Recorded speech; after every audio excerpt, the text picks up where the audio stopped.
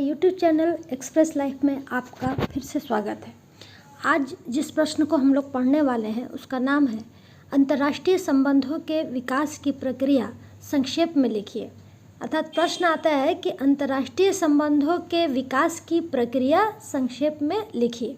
इस प्रश्न के उत्तर को आज हम लोग व्याख्या करने वाले हैं। आप स्क्रीन पर देख रहे होंगे अंतर्राष्ट्रीय संबंध के विकास की धारा, ये हमारा हेडिंग होगा। इस हेडिंग को हम लोग इस तरह से शुरू करेंगे कि अंतर्राष्ट्रीय संबंध के विकास को 4 स्तरों में देखा जा सकता है। प्रथम है कूटनीतिक इतिहास का चरण, द्वितीय है सामयिक घटनाओं का चरण, तृतीय है कानून तथा संगठन का चरण और चौथा है वर्तमान चरण। अब इसकी व्याख्या हम लोग इस प्रकार से करते चलेंगे। पहला हेडिंग देखिए, कूटनीतिक इतिहास का चरण। इसको हम लोग पॉइंट वाइज लिखेंगे।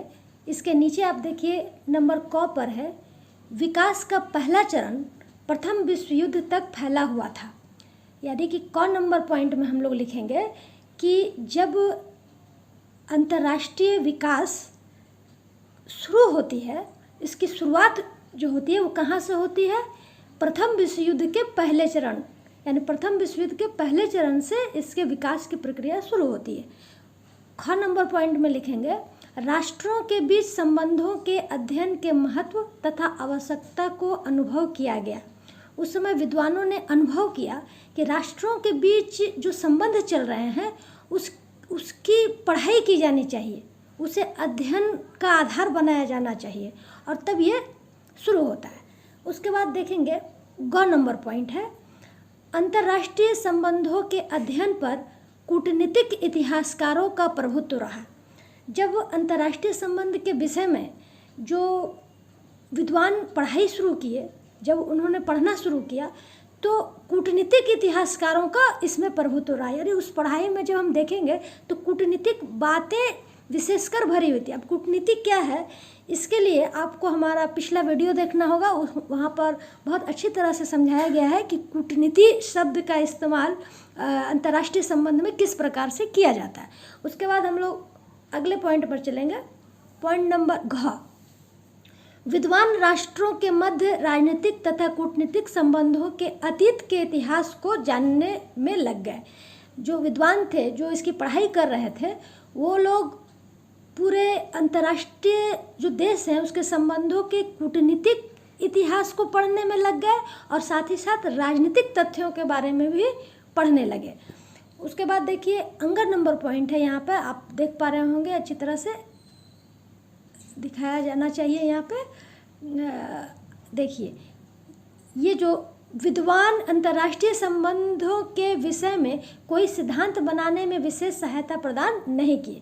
विद्वान अंतर्राष्ट्रीय संबंधों के बारे में पढ़ रहे थे, लेकिन वो कोई ऐसा सिद्धांत नहीं बना पाए जिसको विशेष रूप से इसमें शामिल किया जाता। तो ये हम देखेंगे कूटनीतिक इतिहास का एक चरण रहा अंतर्राष्ट्रीय संबंध के विकास में। उसके बाद हम लोग चलेंगे नेक्स्ट पॉइंट पर, नंबर 2। हेडिंग लिखेंगे सामयिक घटनाओं का काल। दूसरा जो चरण है अंतर्राष्ट्रीय संबंध के विकास की, वो यहाँ से शुरू होती है। सामयिक घटनाओं का काल मतलब जो दूसरा जो घटना है, दूसरा जो चरण है अंतर्राष्ट्रीय संबंधों का जो विकास का दूसरा चरण है वो है सामयिक घटनाओं का काल। उस समय जो घटनाएं घटी उसको भी हम लोग पॉइंट वाइज देख लेते हैं। आप क नंबर पॉइंट देखिए।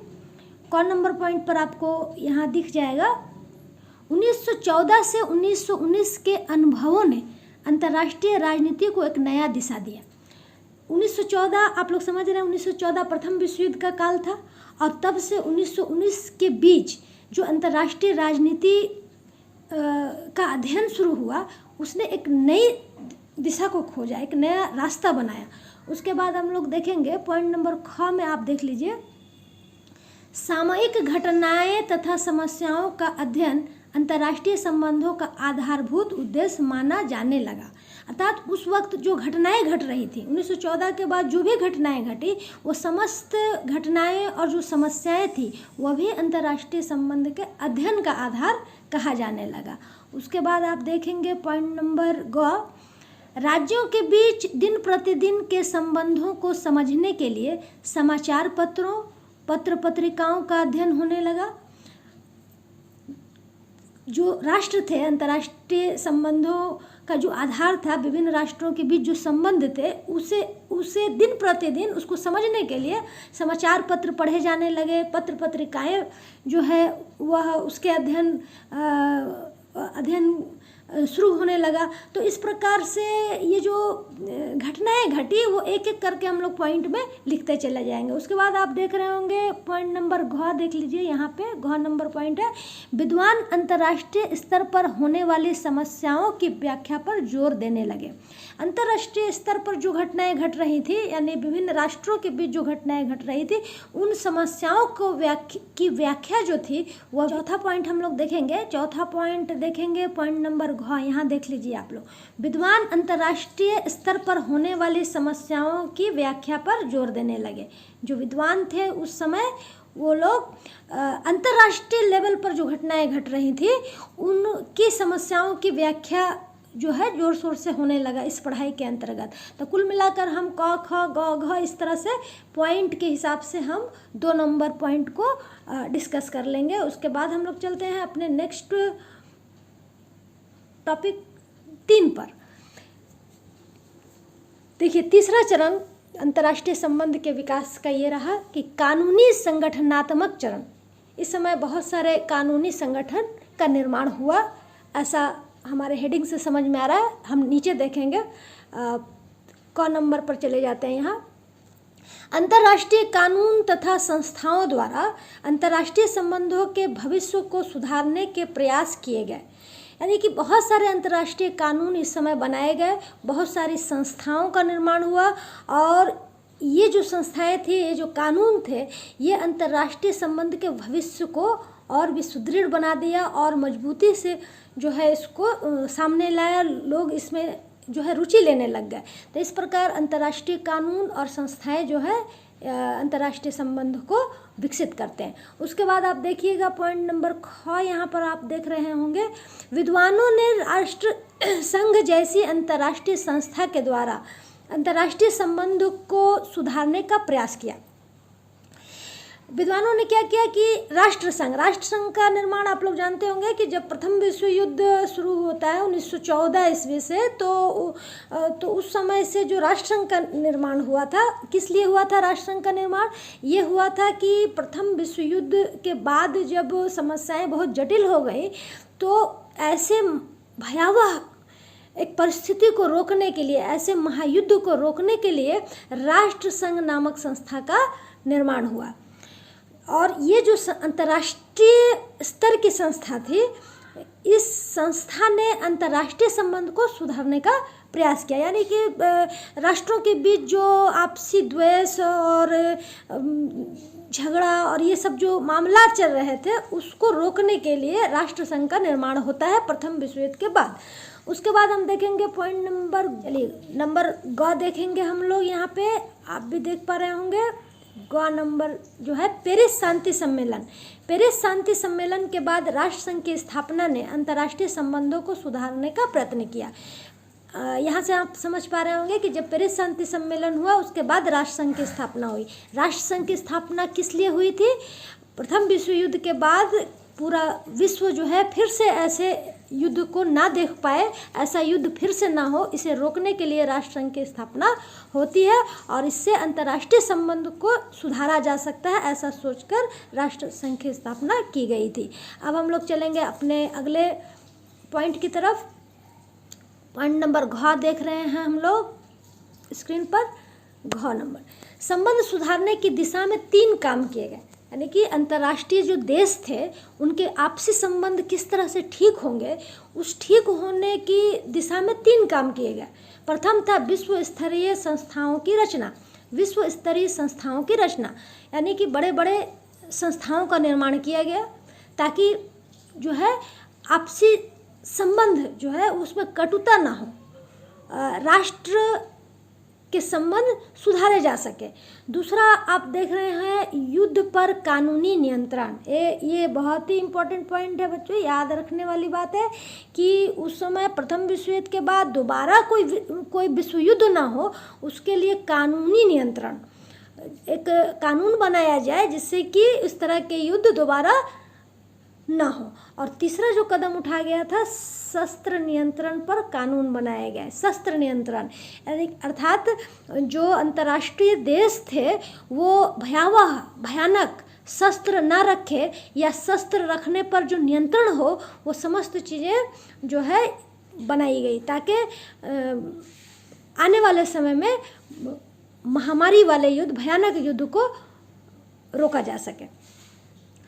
उसके बाद हम देख रहे हैं, नीचे देखिए आप कि यह सारे उपाय हालांकि अंतर्राष्ट्रीय संबंधों को एक स्थायी आधार देने में असफल रहा, क्योंकि दूसरे विश्व युद्ध में इस चरण पर अंतिम प्रहार किया और राष्ट्रीय राजनीति में ऐसा आदर्शवादी चरण समाप्त हो गया।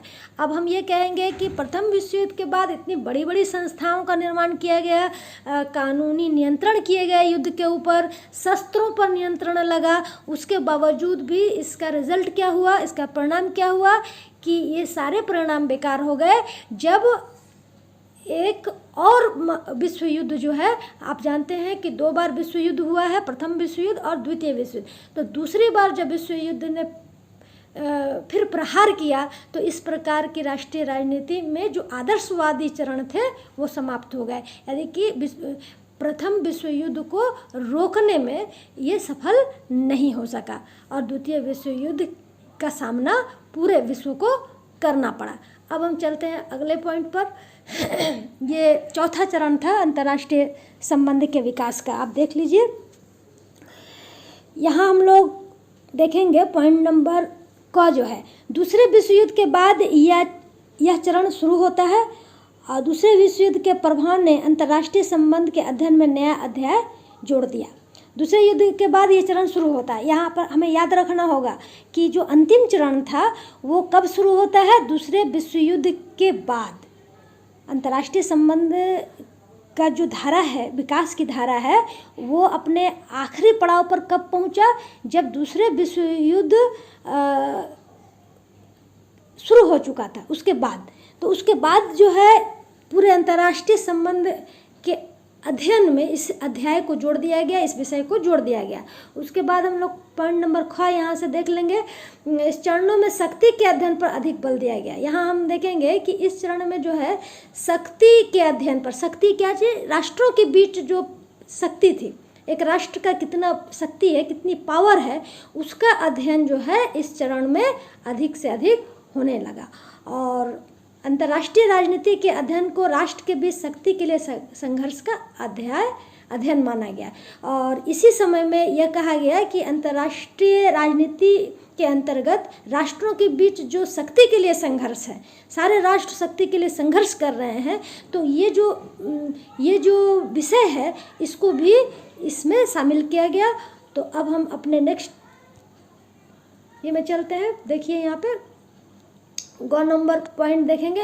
मॉर्गनथाउ महोदय ने राष्ट्रीय शक्ति, राष्ट्रीय हित और विदेश नीति के अध्ययन की मूल विषय माना। और इसी समय में जो मॉर्गनथाउ महोदय थे, उन्होंने राष्ट्रीय शक्ति को, राष्ट्रीय हित को और विदेश नीति को अंतर्राष्ट्रीय संबंध के अध्ययन का मूल विषय माना। उसके बाद हम घ नंबर पॉइंट देख रहे हैं। विंसेंट बेकर ने 1954 में अपनी एक रिपोर्ट में अंतर्राष्ट्रीय संबंध के विषय वस्तु को और बढ़ाया। यहाँ पर बढ़िया है ये लिखा गया, ये भूल है, यहाँ पे आपको लिख लेना होगा बढ़ाया है, ठीक है। तो विंसेंट बेकर ने 1954 में और क्या क्या विषय वस्तु को इसमें जोड़ा है, यहाँ हम देखेंगे। जैसे करके यहाँ पर आया है अंतर्राष्ट्रीय संबंध की प्रकृति, अंतर्राष्ट्रीय जीवन की राजनीति, सामाजिक और आर्थिक संगठन, शक्ति के तत्व, राष्ट्रीय शक्ति की सीमाएं तथा नियंत्रण, मुख्य शक्तियों की विदेश नीतियाँ। और इस प्रकार से इस समस्त चीज़ को उसमें जोड़ा गया, अंतर्राष्ट्रीय संबंध के विषय वस्तु में इसको जोड़ा गया। यानी कि अब हम लोग जब अध्ययन करते हैं तो इन समस्त विषयों का अध्ययन करते हैं। तो इस प्रकार अंतिम में हम यही कहेंगे कि अंतर्राष्ट्रीय, यहाँ से देखिए, अंतर्राष्ट्रीय संबंधों का इतिहास उपर्युक्त चर्चाओं के आधार पर किया गया और हम अंतर्राष्ट्रीय संबंध की विषय वस्तु का निर्धारण कर सकते हैं। इसके अध्ययन द्वारा ही हम अंतर्राष्ट्रीय संबंध के बारे, यहाँ पर हम बारे में है, यहाँ पर आप लिख लेंगे कि इसके अध्ययन के द्वारा ही हम अंतर्राष्ट्रीय संबंध के बारे में स्पष्ट धारणा निर्मित कर सकते हैं। जब हम इन चीज़ों को अंतर्राष्ट्रीय संबंध में जोड़ेंगे तभी एक स्पष्ट धारणा अंतर्राष्ट्रीय संबंध के विषय वस्तु का हम लोग प्राप्त कर सकेंगे और इस प्रकार हमारा ये आज का जो टॉपिक है ये समाप्त होता है। और बच्चों, आप अच्छी तरह से इसे समझेंगे और इसे नोट डाउन करेंगे।